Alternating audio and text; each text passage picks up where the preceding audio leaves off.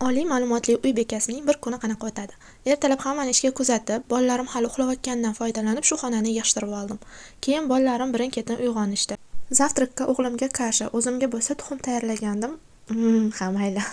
Har doimgidek choyni oxirigacha icha olmadim, chunki qizim yig'lab qoldi. Uni uxlatib chiqib, o'g'lim yaxshi ko'rgan pirojkilarni tayyorladik.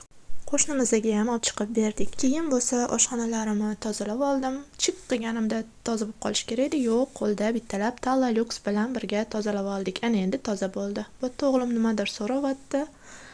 Bu orada qizim uyg'ondi. Bo'ldi bu yog'iga qizim polniy qo'limda bo'ladi. Spalnilarni yig'ishtirib oldik. Bolalarimni kiyintirib, ko'chaga aylantirgani olib chiqdim. Bolalar ko'chadaligida uy oynalarini ochib, havosini almashtirib olaman. Kelishgandan keyin ovqatlantirib uxlatdim. Uxlashayotganda uylarni tozalab, uborka qilib, polchanglarni artib, yuvilgan kirlarni yig'ib taxlab oldim. Videoni shu joygacha kelib hali ham like bosmadinglarmi? Kechqurunga oshga harakatni boshlab, endi sabzisini to'g'rayotgandim. Qizim uyg'onib qoldi. Bir amallab oshni sovoldik. Keyin qizimning massajistkasi kelib, massaj qildilar. Oshni damladim. Shu bilan kechqurungi ishlarim tamom bo'ldi. O'zimga qarab, bo'yanib, bolalarimga ham chiroyli kiyimlarini kiydirib qo'ydim. Menga obuna bo'ling. Keyingi videolarimda o'zim haqimda ko'proq ma'lumotlar bilan bo'lishaman.